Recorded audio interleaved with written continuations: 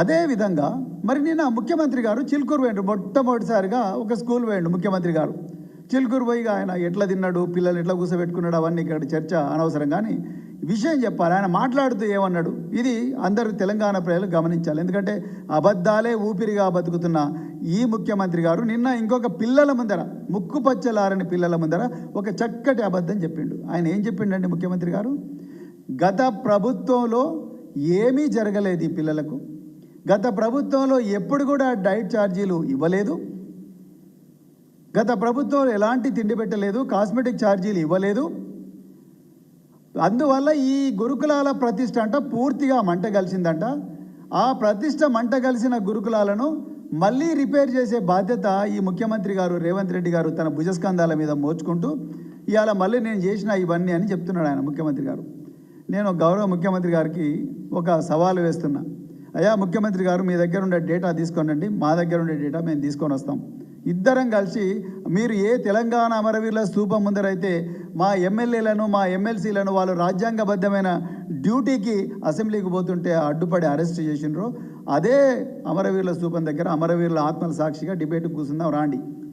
మీరేమన్నారు? కేసీఆర్ గారు డైట్ ఛార్జీలు పెంచలేదు అన్నారు. నేను నా దగ్గర డేటా ఉన్నది ఇస్తా, ఎందుకంటే నేను ఆ సిస్టంలో పనిచేసినా కాబట్టి. అన్ని సంక్షేమ హాస్టల్, ఓన్లీ సాంఘిక సంక్షేమం కాదు. కేసీఆర్ గారు 2012లో అప్పుడు గత కాంగ్రెస్ ప్రభుత్వం 2012లో డైట్ ఛార్జీలు పెంచితే ఈ పిల్లలకు అసలు సరిపోతలేదు తిండి, మనం ఇన్ని కార్యక్రమాలు చేస్తున్నాం, ఈ పిల్లలు చూస్తేనేమో బక్కచిక్కి ఉన్నారని మొట్టమొదటిసారిగా సిద్దిపేటలో, తర్వాత చిలుకూరులో ముఖ్యమంత్రి అయిన వెంటనే కేసీఆర్ గారు విజిట్ చేసి ఈ పిల్లలకి ఏదైనా మంచిగా చేయాలని చెప్పి బాగా రీసెర్చ్ చేసి నేషనల్ ఇన్స్టిట్యూట్ ఆఫ్ న్యూట్రిషన్కు పోయి మేము రీసెర్చ్ చేసి ఆ రోజు మరి 2017వ సంవత్సరంలో 750 రూపాయలున్న డైట్ ఛార్జీలను 950 రూపాయలు, 850 రూపాయలున్న డైట్ ఛార్జెస్ను 1100, 1050 అంటే 1050 ఉన్న డైట్ ఛార్జెస్ను 1500గా చేసిన వెంటనే ముఖ్యమంత్రి గారు, ఆనాటి ముఖ్యమంత్రి మాకు ఒకటే మాట చెప్పిండ్రు, మీరేం చేస్తారో తెలియదు, ఎక్కడ కూడా అవినీతికి తావుండకూడదు, పిల్లలు ఎక్కడ కూడా ఆకలితో అలమటించకూడదు, మన మనవాళ్ళు మన మనవరాలు ఏ విధంగా అయితే క్షేమంగా చెంపలుబ్బి చక్కగా ఆరోగ్యంగా బతుకుతూ ఉన్నారో ఆ విధంగా ఈ పిల్లలను తయారు చేయాలంటే రాత్రింబవళ్ళు నేషనల్ ఇన్స్టిట్యూట్ ఆఫ్ న్యూట్రిషన్ చాలామంది న్యూట్రిషన్లు అందరినీ కూర్చోబెట్టుకొని సంక్షేమ భవన్లో వాళ్ళందరితో చక్కటి మెను ఒకటి మేము తయారు చేసినాం. ఆ మెను మరి ఇలా తెలంగాణ ప్రజలు గమనించాలి. ఎందుకంటే ఎల్బీ స్టేడియంలో కేసీఆర్ గారు ఇచ్చిన నోటిఫికేషన్లనే, మరి కేసీఆర్ గారు ఇచ్చిన నోటిఫికేషన్లనే నా నోటిఫికేషన్లు అని చెప్పి ఇప్పటివరకు 52,000 ఉద్యోగాలు నేనే ఇచ్చినని చెప్పి ముఖ్యమంత్రి ఉంటారు. అవన్నీ కూడా 2022, 2023లో వచ్చిన నోటిఫికేషన్లు. మరి అలాంటి కానీ నిన్న విద్యార్థుల ముందర చేసిండు. విద్యార్థుల ముందర మరి బూతులు మాట్లాడిన ముఖ్యమంత్రి మరి విద్యార్థుల ముందర నిజం చెప్తాడని అనుకోలేం. కానీ ఈ విషయం తెలంగాణ పై తెలవాలి. ఆనాడు కేసీఆర్ గారి ప్రభుత్వం 2017లో డైట్ ఛార్జీలు పెంచి ఇంత చక్కటి మెను వారు అప్రూవ్ చేసిండ్రు. అన్ని సంక్షేమ పాఠశాలకు పోయింది ఈ మెను.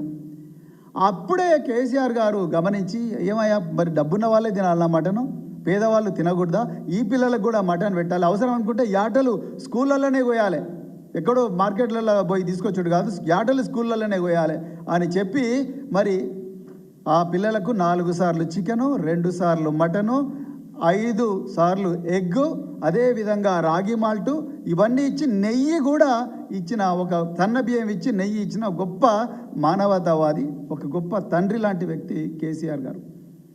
మరి అలాంటిది నిన్న రేవంత్ రెడ్డి గారు ఒక మోడల్ మెను రిలీజ్ చేసిండు. ఇది కాంగ్రెస్ పార్టీ చేసిన మోడల్ మెను.